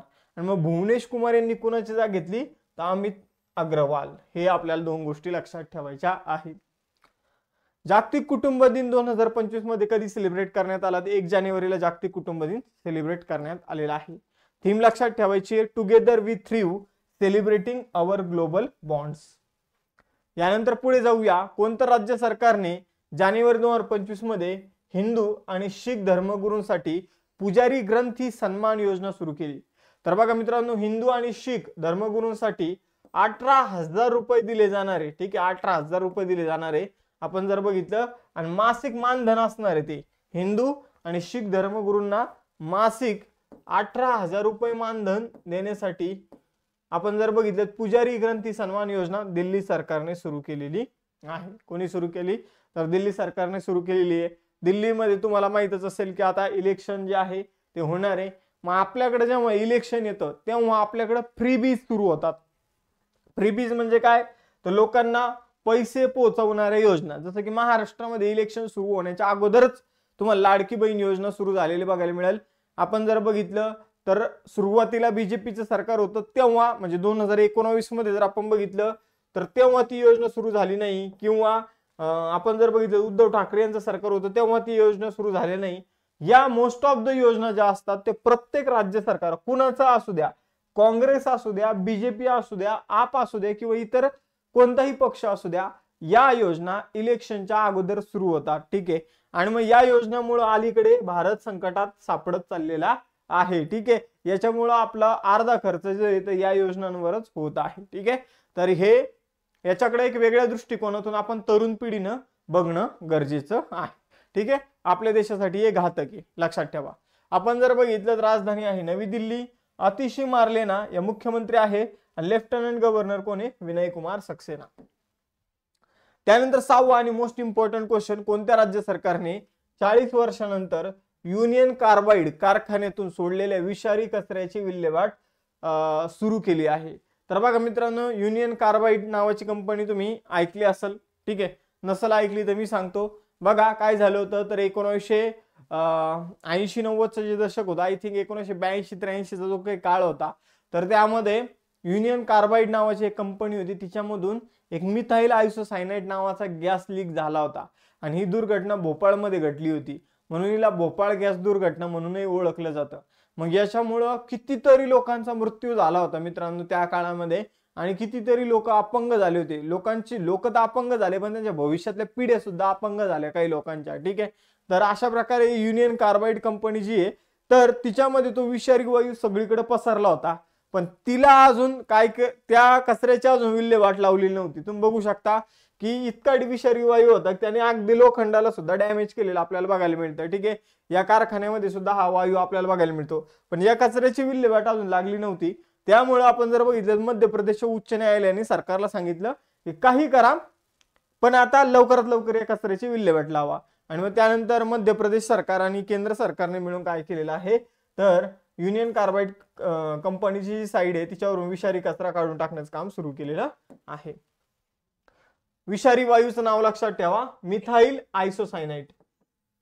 मिथाइल आयसोसायनाइड, ठीक आहे. पाण्याच्या संपर्कात आल्यामुळे हा वायू काय झाला होता, लीक झाला होता. ठीक आहे. यानंतर बघा मध्य प्रदेश 1 नोव्हेंबर 1956 ला स्थापना, भोपाळ राजधानी, मोहन यादव मुख्यमंत्री, मंगूभाई पटेल राज्यपाल, 29 लोकसभेच्या जागा, राज्यसभेच्या 11 जागा, विधानसभेच्या 230 जागा. ठीक आहे. शेजारी राज्य गुजरात, उत्तर प्रदेश, छत्तीसगड, महाराष्ट्र आणि राजस्थान. महाराष्ट्राच्या 8 जिल्ह्यांची सीमा मध्य प्रदेशला लागते. 7वा क्वेश्चन आहे इम्पॉर्टंट क्वेश्चन. संयुक्त राष्ट्र संघाने कोणते वर्ष हे क्वांटम विज्ञान आणि तंत्रज्ञानाचे वर्ष म्हणून घोषित केलं आहे? तर बघा मित्रांनो, क्वांटम विज्ञान आणि तंत्रज्ञानाचं वर्ष म्हणून संयुक्त राष्ट्राने 2025 वर्ष डिक्लेअर केलं आहे. यानंतर वर्ल्ड ब्लिट्झ टायटल 2024 चे पुरुष विजेतेपद कोणी जिंकलं?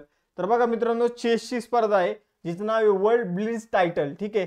तर ही स्पर्धा मॅग्नस कार्लसन आणि इयान नेपोनियानची या दोघांनी मिळून जिंकलेली आहे, म्हणून उत्तर असणार पर्याय क्रमांक 3. ठीक आहे, लक्षात ठेवायचे. महिलांमध्ये ही स्पर्धा जी आहे ती चीनच्या वेनजून हिने जिंकलेली आहे. यानंतर भारत अंटार्क्टिकामध्ये मैत्री 2 हे संशोधन केंद्र कोणत्या वर्षापर्यंत स्थापन कराल? तर भारत अंटार्क्टिकामध्ये मैत्री 2 हे जे काही संशोधन केंद्र आहे हे 2029 पर्यंत स्थापन करणार आहे. आपण जर बघितलं मित्रांनो, तर भारताचं ऑलरेडी अंटार्क्टिकामध्ये दक्षिण गंगोत्री नावाचं, त्याचबरोबर मैत्री नावाचं आणि भारती नावाचं काय होतं, संशोधन केंद्र होतं. त्यानंतर जर बघितलं, सध्या मैत्री आणि भारती अंटार्क्टिकामध्ये कार्यरत आहे. दक्षिण गंगोत्री हे पहिलं स्टेशन होतं, आता त्याला काय केलेलं आहे, रिटायर केलेलं आहे. ठीक आहे. मग आता मी तुम्हाला अजून एक क्वेश्चन विचारतो, त्याचा आन्सर तुम्हाला सांगा. अंटार्क्टिकामध्ये तुम्ही बघितलं की दक्षिण गंगोत्री आहे, मैत्री आहे, भारती आहे, त्यातलं दक्षिण गंगोत्री रिटायर झालं, आता आपण मैत्री 2 बनवते.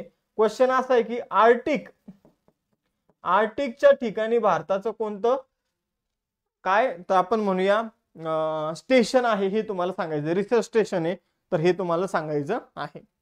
त्यानंतर जानेवारी 2025 मध्ये प्रसिद्ध झालेल्या अहवालानुसार भारतातील हरितगृह वायू उत्सर्जन जे ते 2019च्या तुलनेत 2020 मध्ये किती टक्क्यांनी कमी झालं? तर बघा मित्रांनो, हरितगृह वायूचं उत्सर्जन जे ते 2019च्या तुलनेत अलीकडे प्रसिद्ध झालेल्या अहवालानुसार 2020 मध्ये 7.93 टक्क्यांनी कमी झालेलं आपल्याला बघायला मिळालेलं आहे. त्यानंतर भारतातील पहिलं बाल कर्करोग रुग्णालय कोणत्या राज्यात स्थापन केलं जाणार आहे? तर पटना बिहारमध्ये ते स्थापन केलं जाणार आहे. लक्षात ठेवा, यामध्ये 100 खाटांची अत्याधुनिक रुग्णालय आपल्याला बघायला मिळणार आहे. याची पायाभरणी बिहारचे मुख्यमंत्री नितीश कुमार यांनी केलेली आहे.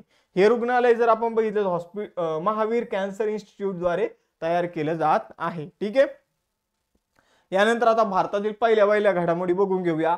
भारतातील पहिली स्वयंसेवा यंत्रणा कोणत्या विमानतळाने सुरू केली? तर दिल्ली विमानतळ. भारतातील पहिला दीपस्तंभ महोत्सव कुठे आयोजित करण्यात आला? गोव्यामध्ये. भारतीय लष्कर आणि पुनीत बालन ग्रुपने भारतातील पहिले कॉन्स्टिट्यूशन पार्क कुठे सुरू केले? पुण्यामध्ये. गोव्यात प्रथम स्वदेशी विकसित प्रदूषण नियंत्रण जहाज समुद्र प्रताप कोण लॉन्च केलं? तर भारतीय तटरक्षक दलाने. भारतातील पहिला जीआय टॅग असलेला अंजीर रस कोणत्या देशाला निर्यात केला? पोलंडला. एअरबस कोणत्या वर्षी भारतात बनवलेलं पहिलं H125 हेलिकॉप्टर लॉन्च करल? तर 2026 या वर्षी एअरबस नावाची कंपनी भारतात H125 हेलिकॉप्टर बनवून लॉन्च करल. भारतातील पहिली स्वदेशी बुलेट ट्रेन कोण बनवणार आहे? कोणती कंपनी? तर BEML. त्याचबरोबर दलित उपकोटा लागू करणारं पहिलं राज्य हरियाणा. देशातील पहिला ऑइल पाम प्रोसेसिंग प्लांट कुठे सुरू झाला? तर अरुणाचल प्रदेश. भारतातील पहिला सरकारी मालकीचा OTT प्लॅटफॉर्म केरळने सुरू केला. भारतातील पहिले डॉल्फिन संशोधन केंद्र पाटणा बिहारमध्ये सुरू झालं. 5 कोटी आयुष्यमान कार्ड बनवणारं पहिलं राज्य उत्तर प्रदेश आहे. भारतातील पहिला आयुर्वेदिक कॅफे दिल्लीमध्ये सुरू झाला. कोझिकोडे केरळ जे ते युनेस्कोच्या यादीतील भारतातील पहिलं साहित्य शहर बनलं आहे. यानंतर 12वा क्वेश्चन आहे 2025 नंतर जन्मलेल्या, ठीक आहे, नवीन पिढीतील मुलांना काय नाव देण्यात आलेले? तर त्यांना नाव देण्यात आलेले बीटा जनरेशन किंवा जन बीटा असं नाव जे आहे ते 2025 नंतर जन्मलेल्या मुलांना नाव देण्यात आलेलं आहे. ही जी मुलं असणार आहे मित्रांनो, तर ती कृत्रिम बुद्धिमत्तेच्या युगात वाढणारी मुलं असणार आहे. त्याचबरोबर जर आपण बघितलं तर ही जी मुलं आहे तर ऑलरेडी महामारी कोविड सारखी महामारी होऊन गेलेली आहे, त्यानंतर हे जन्म घेणारे. त्यामुळे आपण जर बघितलं तर एका महामारीतून आपण जर बघितलं वाचलेली ही मुलं आहे. त्यानंतर प्रगत तंत्रज्ञानाचा त्यांच्या जीवनावर प्रचंड प्रभाव असणार आहे. आता आपण जर बघितलं तर 2025 ते 2039 या वर्षापर्यंत जन्मणारे जे काही मुलं आहे त्यांना बीटा किड्स म्हणून ओळखलं जाणार आहे. ठीक आहे. सोशल मीडिया हे मुलांचे बलस्थान असणार आहे. एवढ्या मित्रांनो सुरुवात करूया 5 जानेवारी रोजीच्या करंट अफेअर्सला. तर पहिला क्वेश्चन तुमच्यासाठी मोस्ट इम्पॉर्टंट आहे. कालच आपण अभ्यासलं होतं की फिडे मार्फत म्हणजे एक वर्ल्ड ब्लिट्झ चॅम्पियनशिप घेण्यात आली होती, चेसची स्पर्धा. मग त्यामध्ये आपण पुरुषांचे आणि महिलांचे विजेते बघितले होते, बरोबर. मग आता पहिला क्वेश्चन त्यावरच आधारित आहे. भारताची बुद्धिबळपटू आर वैशालीने आपण जर बघितलं 2024 ची जी काही फिडे वर्ल्ड ब्लिट्झ चॅम्पियनशिप जी आहे तर त्याच्या महिला गटामध्ये कोणतं पदक जिंकलं असा आपल्याला प्रश्न आहे. मग आपण बघितलं तर सुवर्ण पदक चीनची एक खेळाडू होती तिने जिंकलं होतं. ठीक आहे.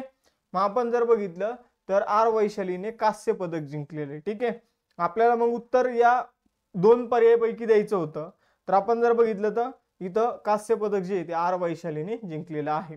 आपण जर बघितलं तर यापूर्वी कोनेरू हम्पीने चेसची एक स्पर्धा जिंकली होती. ती कोणती होती? तर रॅपिड चॅम्पियनशिप होती. हिने कोणती चॅम्पियनशिप जिंकलेली? आर वैशाली यांनी कोणती जिंकलेली आहे? तर ब्लिट्झ चॅम्पियनशिप जिंकलेली आहे. दोन्ही चेसच्या स्पर्धा आहे हे आपल्याला लक्षात ठेवायचे. पुरुषांमध्ये मॅग्नस कार्लसन आणि इयान नेपोनियानची या दोघांनी ही स्पर्धा जिंकली. कॉमन मध्ये त्यांना विजेतेपद देण्यात आलं. महिलांमध्ये चीनची खेळाडू जू वेन जून हिने ही स्पर्धा जिंकली. आपण कालच बघितलेलं आहे. कोणत्या राज्याच्या वन विभागाने महाभारतावर आधारित उद्यान विकसित केलं आहे? तर महाभारतावर आधारित उद्यान जे आहे ते उत्तराखंड राज्याने विकसित केलेलं आहे. यापूर्वी उत्तराखंडने रामायणावर आधारित उद्यान सुद्धा विकसित केलं होतं. त्याचबरोबर बघा मित्रांनो याविषयी अधिक इन्फॉर्मेशन घेऊया. बघा हल्द्वानी या ठिकाणी एथनो बॉटॅनिकल गार्डन विकसित केलं. मित्रांनो महाभारताच्या थीमवर आधारित आणि आपण जर बघितलं तर एथनो बॉटॅनिकल गार्डन या शब्दाचा अर्थ काय? महाभारताच्या थीमवर आधारित गार्डन तर समजलं, ठीक आहे, सगळ्यांना समजलं आम्हाला, तुम्ही म्हणाल, पण एथनो बॉटॅनिकल गार्डन म्हणजे काय? तर ज्या ठिकाणी आपले पारंपरिक वृक्ष आणि वनस्पती असतात, ठीक आहे, पारंपरिक वृक्ष आणि वनस्पती आपल्याला बघायला मिळतील ते एक जे गार्डन असणार त्याला एथनो बॉटॅनिकल गार्डन म्हणणार.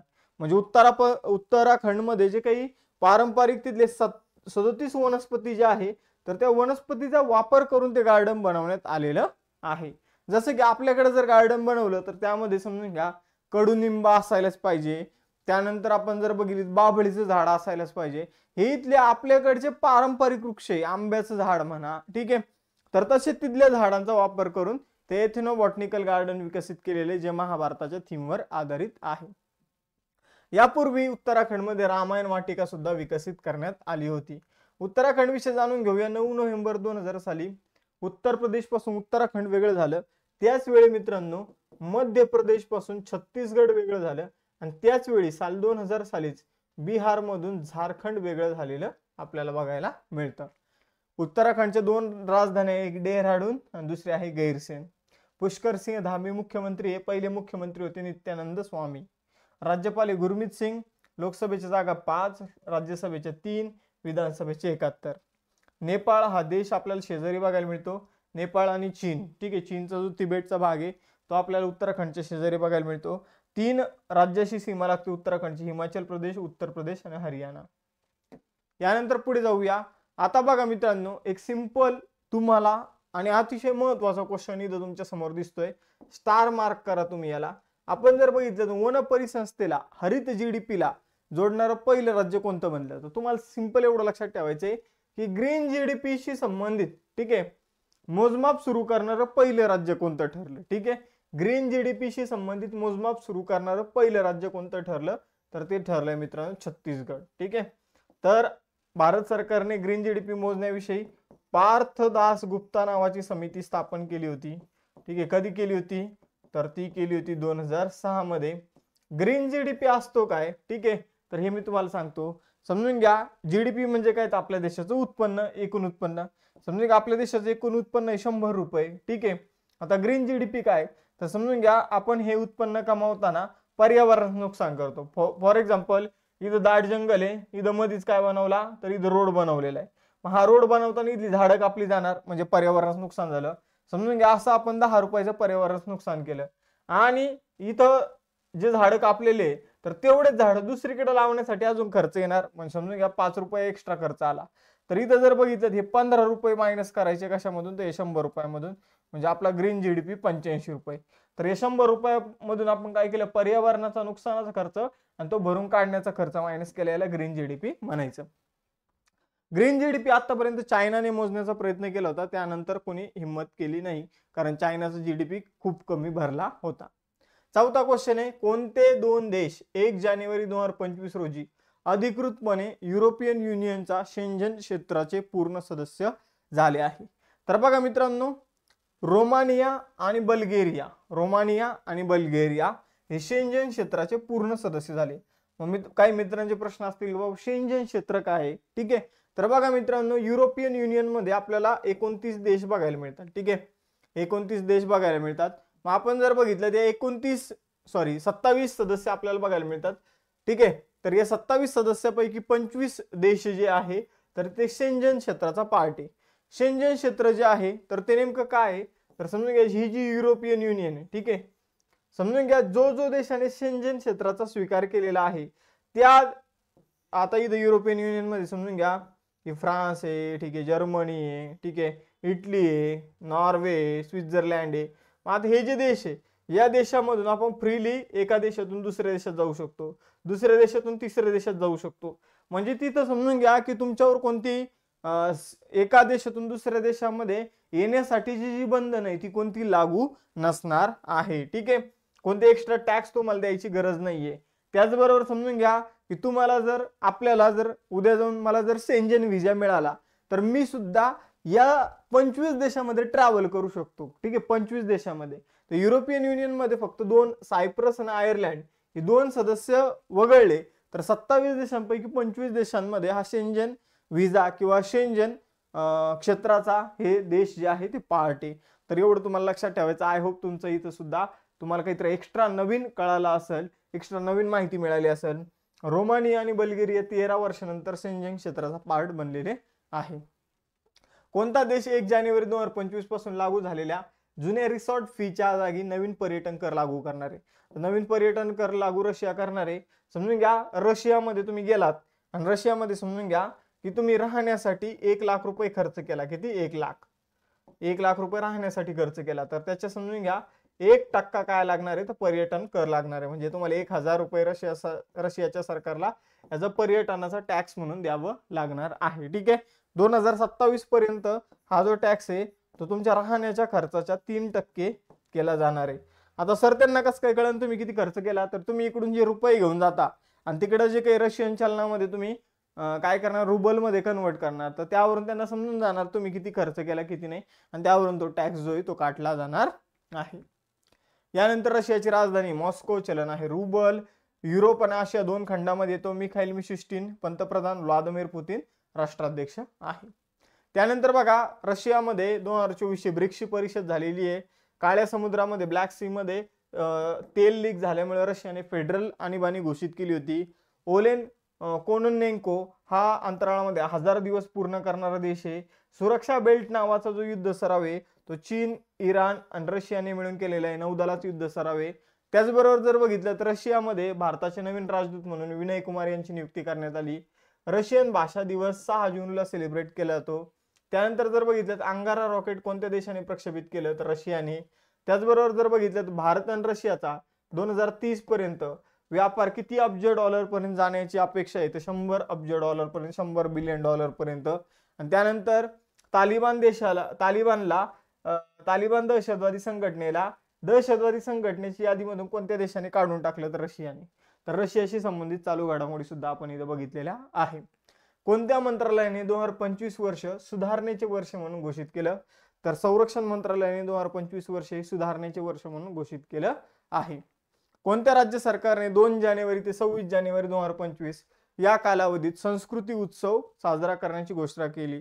तर संस्कृती उत्सव मित्रांनो उत्तर प्रदेशमध्ये सेलिब्रेट केला जाते. उत्तर प्रदेशमध्ये जर आपण बघितलं तर यावेळी महाकुंभ मेळा सुद्धा होणार आहे. हा दिवस उत्तर प्रदेशमध्ये संस्कृती उत्सव उत्तर प्रदेशच्या राज्याच्या स्थापना दिवसाच्या स्मरणार्थ सेलिब्रेट केला जातो. याची थीम होती उत्तर प्रदेश पर्व हमारी संस्कृती हमारी पहचान. यानंतर उत्तर प्रदेशची राजधानी लखनौ, योगी आदित्यनाथ मुख्यमंत्री, आनंदीबेन पटेल राज्यपाल. सगळ्यात जास्त लोकसभेच्या जागा आपल्याला बघायला मिळतात 80, सगळ्यात जास्त राज्यसभेच्या जागा आपल्याला बघायला मिळतात 31 उत्तर प्रदेशमध्ये. त्यानंतर 20 ते 31 जानेवारी 2025 या कालावधीमध्ये कोणतं राज्य राष्ट्रीय सरस मेळा 2025 आयोजित करेल? तर बघा मित्रांनो, सरस मेळा जो आहे तर तो केरळ आयोजित करणार आहे. यामध्ये हस्तकलाशी संबंधित ज्या काही वस्तू वगैरे बनवलेल्या असतात तर त्याचं प्रदर्शन होणार आहे. पण हे प्रदर्शन भारतातील 28 राज्यामध्ये वस्तू ज्या बनवलेल्या आहे त्यांचं हे प्रदर्शन असणार आहे. टोटल 300 प्रकारच्या वस्तू इथं असणार आहे, ज्यातील 200 प्रकारच्या वस्तू ज्या आहे ते केरळच्या असणार आहे, बाकी इतर राज्यातील वस्तू आपल्याला बघायला मिळणार आहे. ठीक आहे, तर सरस मेळा 300 स्टॉल लागणार आहे, ज्यामध्ये 200 स्टॉल केरळ सरकारचे, 100 स्टॉल इतर राज्यातील असतील. ठीक आहे, यामध्ये वस्तू, दागिने, कापड, ठीक आहे, ज्या हस्तकला वस्तू आहे त्या आपल्याला बघायला मिळणार आहे. भूकंपानंतर भारताने कोणत्या देशाला $5 लाख मदत केली आहे? तो वानुआतू नावाचा जो देश आहे त्याला भूकंपानंतर या देशामध्ये 7 मॅग्निट्यूडचा भूकंप आला होता आणि म्हणून आपण त्याला काय केलं तर $5 लाख मदत केलेली आहे. ठीक आहे, तर या देशामध्ये मोठ्या प्रमाणावर जीवितहानी सुद्धा झालेली आहे. वानुआतू लक्षात ठेवा देशाचं नाव. आपण जर बघितलं तिथं किती मॅग्निट्यूडचा भूकंप आला होता? 7.4 तीव्रतेचा. ठीक आहे, रिश्टर स्केलचा भूकंप आला होता, लक्षात ठेवायचे. ओशनिया मधील एक देश आहे, आपण जर बघितलं पोर्ट विला ही त्याची वानुआतूची राजधानी आहे. त्यानंतर कोणत्या राज्य सरकारने 1 जानेवारी 2025 पासून 15 दिवसांची विद्यार्थ्यांमध्ये वाचन मोहीम सुरू केली आहे? तर 15 दिवसांची वाचन मोहीम महाराष्ट्र सरकारने सुरू केली आहे. तर महाराष्ट्र सरकारने ही जी मोहीम आहे ती राज्याचे उच्च व तंत्र शिक्षण मंत्री चंद्रकांत पाटील यांनी ही योजना जाहीर केलेली आहे. तर महाराष्ट्रामध्ये 15 दिवसीय वाचन मोहीम होणार आहे, लक्षात ठेवायचं आहे तुम्हाला. जम्मू काश्मीर आणि लडाख थ्रू द एजेस या पुस्तकाचं प्रकाशन कोणी केलं? तर Jammu Kashmir and Ladakh through the ages हे पुस्तक जे आहे ते अमित शहा यांनी प्रकाशित केलेलं आहे. ठीक आहे, अमित शहा यांनी हे पुस्तक 2 जानेवारी 2025 रोजी नवी दिल्ली या ठिकाणी या पुस्तकाचं प्रकाशन केलेलं आहे. ठीक आहे, या पुस्तकामध्ये जम्मू काश्मीर आणि लडाखचा 3000 वर्षांचा इतिहास आपल्याला बघायला मिळतो.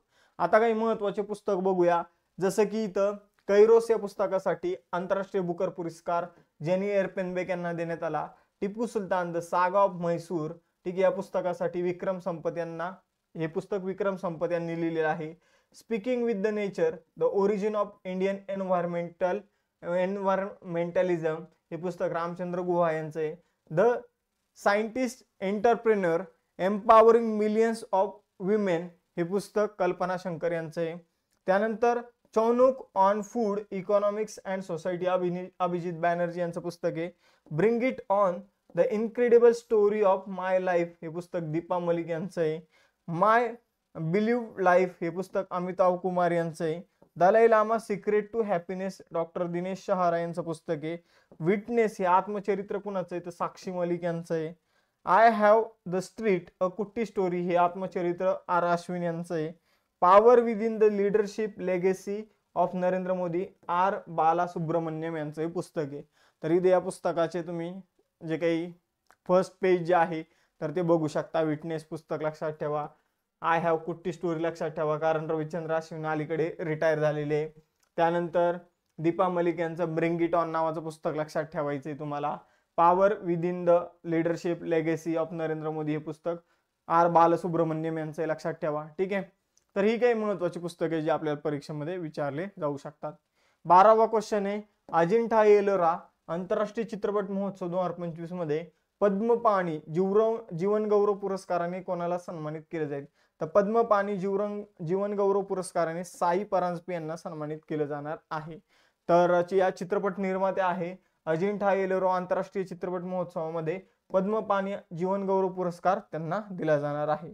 या महोत्सवाची 10वी आवृत्ती असणार आहे आणि छत्रपती संभाजीनगर या ठिकाणी होणार आहे. आता टेस्ट क्वेश्चन बघा मित्रांनो, भारताची बुद्धिबळपटू आर वैशाली हिने 2024 फिडे वर्ल्ड ब्लिज चॅम्पियनशिप च्या महिला गटात कोणते पदक जिंकले? हाच तुमचा एकमेव क्वेश्चन आहे होमवर्क. आणि न्यू इयर ऑफरचा हा लास्ट दिवस आहे. यामध्ये तुम्ही फाउंडेशन बॅचचा किमान तरी लाभ घेऊ शकता, कारण या बॅचची फी जास्त आहे. आपण जर बघितलं जी 10,000ची बॅच 5,000 रुपयाला तुम्हाला मिळेल आणि 8,000ची बॅच 4,000 रुपयामध्ये तुम्हाला मिळेल. बाकी सर्व बॅचेसवर सुद्धा ऑफर सुरू आहे. त्याचबरोबर विजेता बॅच 2 चे ॲडमिशन सुरू आहे, ते तुम्ही घेऊ शकता. टेटसाठी आपण द्रोणाचार्य बॅच 1 जी ती लॉन्च केलेली आहे. ठीक आहे, तर शिक्षकांसाठी जे भविष्यात शिक्षक बनू इच्छितात त्यांच्यासाठी ही बॅच असणार आहे. लेखा व कोशागारसाठी रेकॉर्डेड बॅच, अभ्यास मित्राचा नोट्स पॅक तुम्ही परचेस करू शकता. त्याचबरोबर कंबाईन गट ब आणि गट क पूर्व परीक्षेसाठी तुम्ही बॅच जॉईन करू शकता. त्याचबरोबर आपली टेस्ट सिरीज आहे, तर टेस्ट सिरीज जॉईन करू शकता, ज्यामध्ये 10 पेपर असतील आणि त्यांचं विश्लेषण तुम्हाला बघायला मिळेल. या सगळ्या गोष्टी अभ्यास मित्र ॲप्लिकेशनवर असतील. टेलिग्राम चॅनल जॉईन करा, यावर लेक्चरचे नोटिफिकेशन, या लेक्चरची PDF आणि महत्त्वाची माहिती दिली जाईल. आणि इंस्टाचं पेज फॉलो करा, ज्यावर अभ्यासविषयक रील्स तुम्हाला बघायला मिळेल. तर अशा प्रकारे थांबूया मित्रांनो आपण इथं. भेटूया नेक्स्ट सेशनमध्ये. चलो बाय बाय एव्हरीवन. जय हिंद.